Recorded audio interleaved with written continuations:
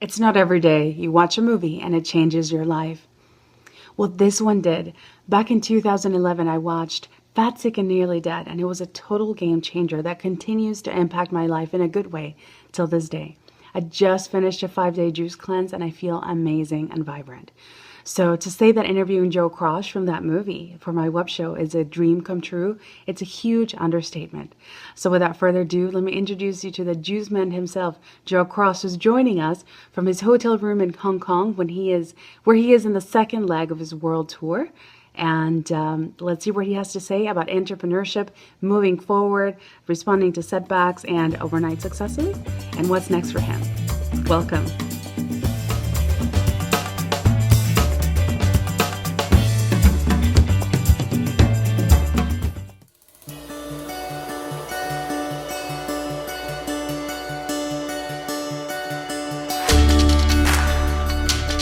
You've really started a juicing revolution. Joe Cross. Joe Cross. Joe Cross. Well, it's 6 years later, and my movie's been seen by over 20 million people worldwide. I've been around the world and back again, and met a lot of people making changes in their own lives. You have quite literally saved my life. Juice on.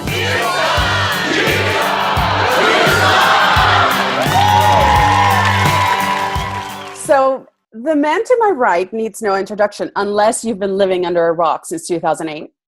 Okay. Or maybe you're not on online video yet. But in case you don't know who I'm interviewing today, it's someone whose movie and film changed my life in 2011. After I watched it, I was so inspired that I went cyber stalking the website and finding out how I can get involved in the movement because it really touched me that deeply. So to say that my guest today is a dream come true guest is an understatement. Ladies and gentlemen, without further ado, let me please introduce you the amazing, humble, wise Joe Cross. All right, thank you very much for having me on the show today. That was quite an introduction. I'm embarrassed and blushing. That's something I've told you before. I've had the fortune of meeting Joe a few times when he's been here in Dallas, and I really appreciate you saying yes to this interview, Joe, because I know how busy you are, and I'm going to suggest that you start a new Guinness World Record with the most selfies ever taken, because let me tell you, this guy can talk and take selfies and smile like nobody's business. So And those selfies are not just of me, they're with other people in them. Let's just be clear. Okay, let's be really clear with that. It's with other people because, Joe, you've become a worldwide phenomenon. Yeah, well, I mean, I'm not sure that, I mean, I'm in Hong Kong today, Yes. and I must admit, I was even stopped a couple of times today for a selfie photo. And that really does surprise me when I'm in a place like Hong Kong, walking around the streets. And yeah, no, it's been an incredible journey, and it keeps going. And so, but I'm not sure about worldwide. I don't know how much they know about me in China or Russia just yet, or India. Right, but they do know about you in Australia, in North and South America, in Europe. Anytime I've ever seen you and even walked outside of the venues with you, people stop you everywhere. So. Well, that's the power of Netflix, isn't it? It is the power of Netflix. And we are going to talk a little bit about that because did you grow up knowing you wanted to make a film and start a world, a global phenomenon like juicing? I was always interested in the movies. I was always interested, not just seeing them, but I was interested in the idea of them. I did meet a clairvoyant when I was 22 who told me that later in life I'd be involved in the movies, and I thought that was kind of interesting. I always remembered that because she told me that. But no, it wasn't something that I would sort of was focused on. It wasn't something that I sort of thought that I would ever do in that sense, that to the level I'm doing it now. So it's a nice surprise. Beautiful. When did you know you wanted to document your journey? For those of you that don't know and haven't watched the film yet, which you should, Joe struggled with an almost incurable disease, right, Joe? Urticaria? Yeah, it was an autoimmune disease which left me on medication for 8 years. I got sick when I was 32, and it wasn't until I was 40 that I decided to take things into my own hands and some personal responsibility and get well by trying to change my lifestyle. And essentially I went on an all-plant journey with juicing to start with, and then drinking and blending fruits and vegetables. And that was in 2007. I shot the film in 2008, and that was when I had just turned 40. And so the idea of shooting the film, believe it or not, came only about 6 months before we rolled camera. It was not something that was, the idea of getting well came before the idea of putting a camera on. Mm. Yeah, so that was gonna be my question. What inspired you to film the journey? And so Fat Sick and Nearly Dead went live, and when did it start blowing up, and why do you think it blew up in the US at least? So first thing is, what made me film it was a little bit of give and take, a little bit of selfishness, a little bit of generosity. It was two things. There was like the idea that if I have a camera on me, it'll make it more, it'll drive me. It was kind of like my community. Looking in the lens was my community, my support infrastructure. And the fact that I was making this commitment to make this change, and the fact that it was now being documented, meant, well, I can't like just quit and run. I've got to do it. Right. So that was the selfish part. The other part is that, I didn't know if it was going to work, but I felt that if it did work, then I really wanted to have it captured on film, because I wanted to at least maybe provide a path or some kind of a headway for other people to be able to go down the same path, and so lead by example, so to speak. Now, the movie started shooting in 2007. And if you go back in time and remember what the world was like in 2008, after I started, the world basically nearly ended from an economic point of view. The financial markets were in free fall and the economy was a mess. And all through 2008, particularly 2009, the stock market was... the stock market was effectively a third of what it is today. And that's on the Dow. And, we've had, we were having a very rough time. And I remember being in the edit room, and my background was this world of finance. And my friends just looking at me going, he's lost it, Joe. He's in there making a movie. The world's imploding. And he just keeps writing checks after check after check for this film that was not bringing any revenue in.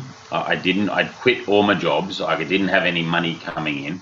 And I was just basically focused from 2007 to 2011, 4 years of just trying to get this movie seen, heard, reached out to people. And, it cost a lot of my own money and a lot of some friends' money that backed me. And, it looked pretty bleak there. And then we launched the film in 2011. The first 3 months, it did nothing. And it was like, oh, here we go. Everyone was right. I was crazy. But then something funny happened in the first few days of July in 2011 when it went onto Netflix, and it became like this overnight success where it became the conversation at the water cooler. It became this phenomenon where everyone rushed out to buy a machine, and it was this huge trend. And me.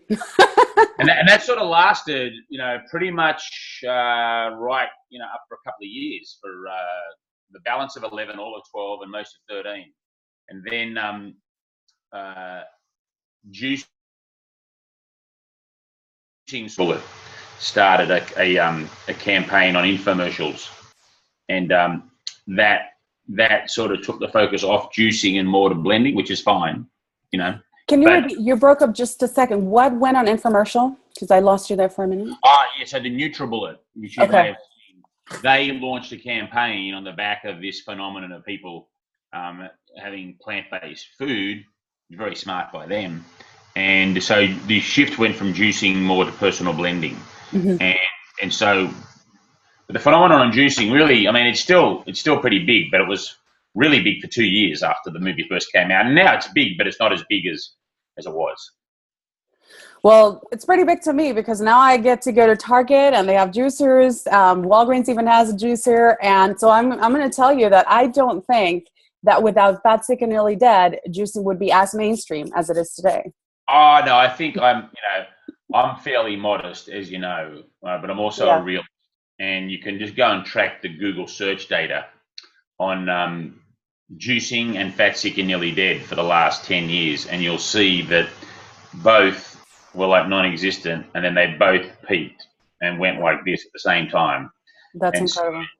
there's no question that I didn't invent juicing, but there's no question that this film, what it did in the media world, the fact that Netflix, because you got to think when I started making the movie in 2007, YouTube was only 18 months old, so Netflix wasn't even streaming when I started making it. But when the film was finished and it came out in 2011, Netflix was just sort of a little bit, maybe a year or so into its streaming side. So it was a perfect storm in terms of timing to release this content. And of course, the awareness and the tsunami of change that people are wanting to see when it comes to their own diet and their own lifestyle choices and the way they feel and their own health. So I think there was a nice bunch of things that all came together to give it the Rocky Horror Picture Show status in the world of documentary film, where people watch it over and over and over again. That's amazing. So Joe, you talked about the movie not going as planned at the beginning, right? So it's very easy for me to look at you and know that you've sold numbers of books all over the world. The movie, now you have Fat, Sick and Nearly Dead too on iTunes and Netflix. Again, congratulations on that one. It's amazing.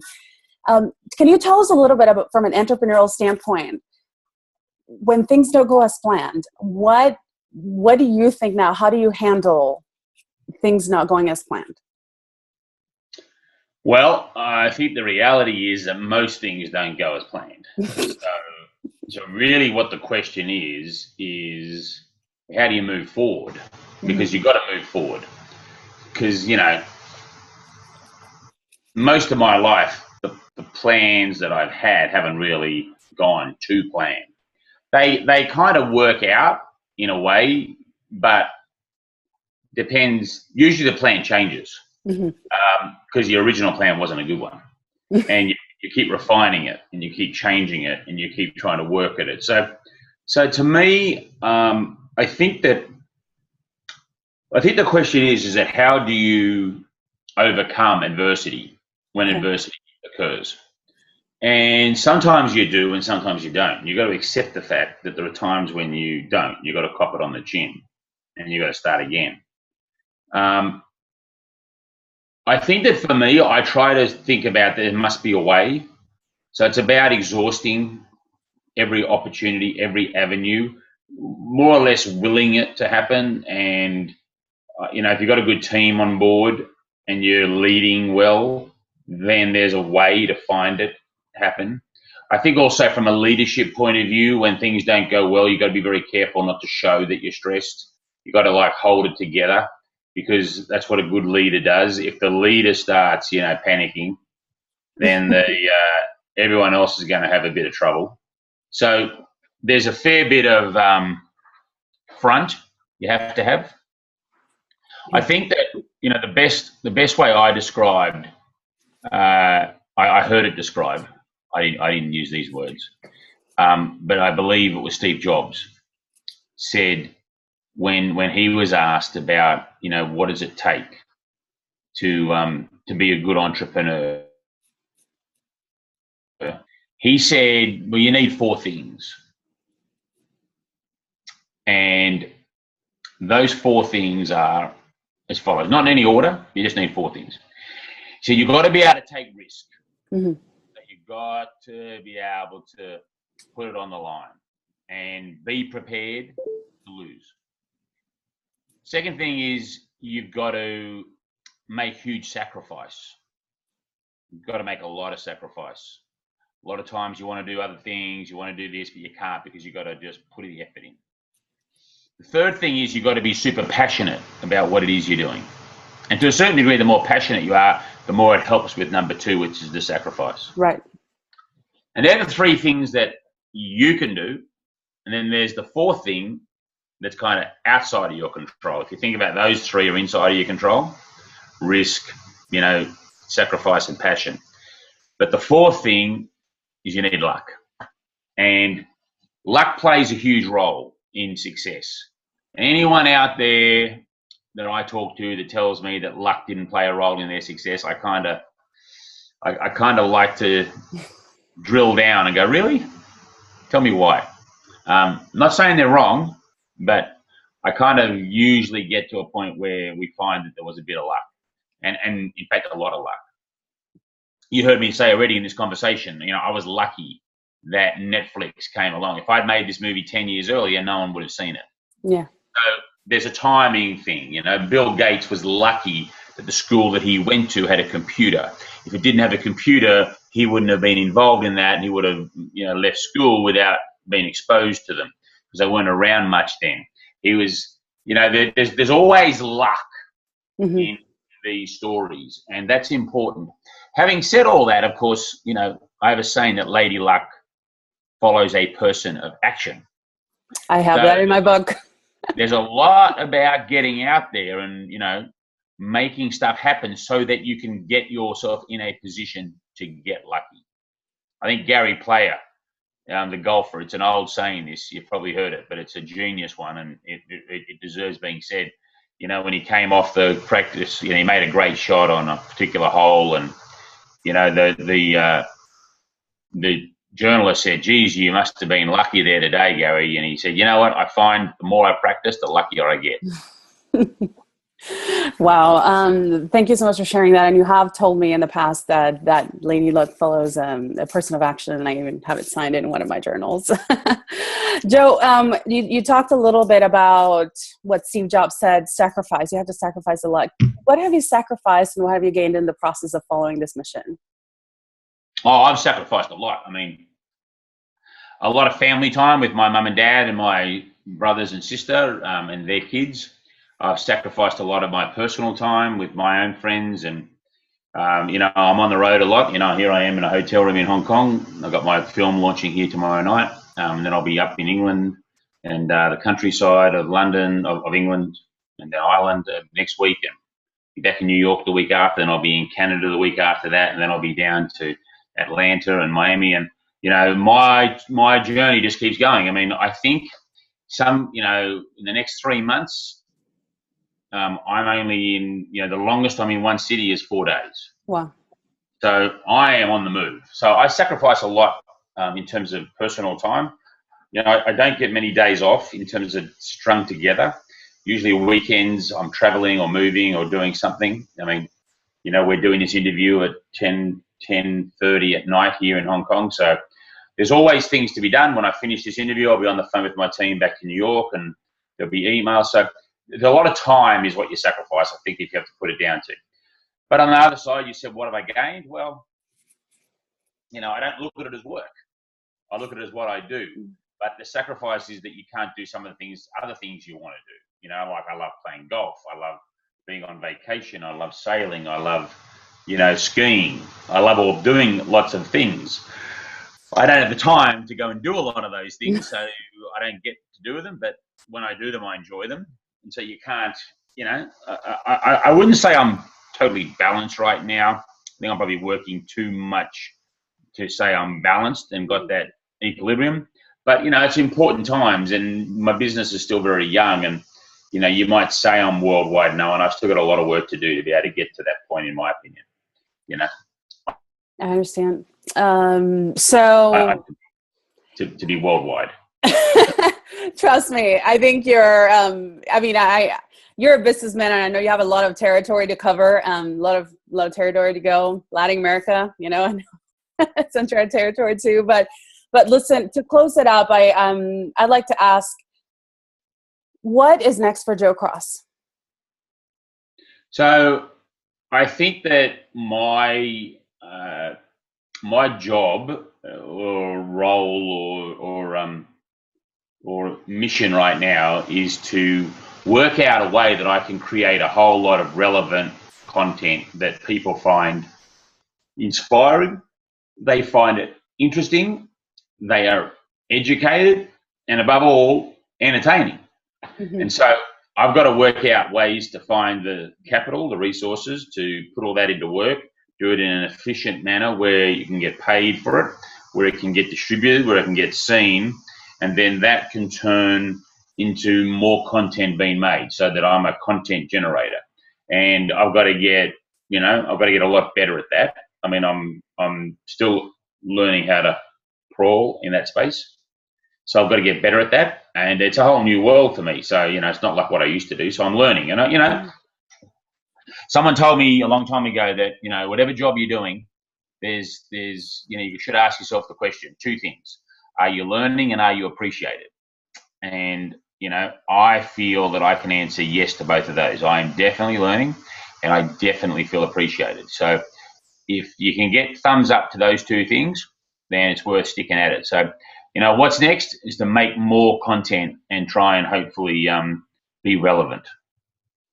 Well, you are amazing. You put out amazing content. I have your latest book, and it's absolutely awesome. I had aha moments just going through it, and answers to my own dilemmas, because as I told you last time I saw you, I realized that for the past 2 years I've cut myself out from real life community, and I can see why I put on 20 extra pounds, which guess what, Joe? I just finished my first juice reboot, and I feel amazing. I look amazing. Cheers to that. Cheers to that. Cheers to that. I'm sorry. It's late at night. I wouldn't be juicing at this time. No, I know. I wouldn't want you to be juicing, and so you could get some sleep. And I just really look. I know you're a busy man. I know you're tired. You've had. I mean, you're in Hong Kong, and this is the third leg of your beginning of the tour that you're on right Actually, now. it's only the second leg. It's only the second leg. Okay. Third leg starts when we kick off Canada and 22 cities in the US. Right. And so you've already done a lot this year, and I could not be more grateful to you for your time and for saying yes. Like I said before, we're learning a lot from you. Thank you for helping make juicing mainstream, because it saved so many lives, and I can just imagine the responsibility and the gratification, the satisfaction that or that you get from visiting town to town and hearing countless and countless of stories. So, well, thank you, mate. That's very, very kind of you to say. I've enjoyed being on the show and talking about inspiration and entrepreneurship. It's in my blood, and I'm looking forward to hopefully helping many others in this space that they can go out there and achieve and make their dreams come true. It's possible, right? Yeah, just stay on it and committed. Anything's possible. Yeah, and you're living proof. Thank you again, Joe. And I'll sign off with the big juice on. Okay, thank you, and good luck on the next leg of your tour. Thank you so much. Thanks a lot. Bye.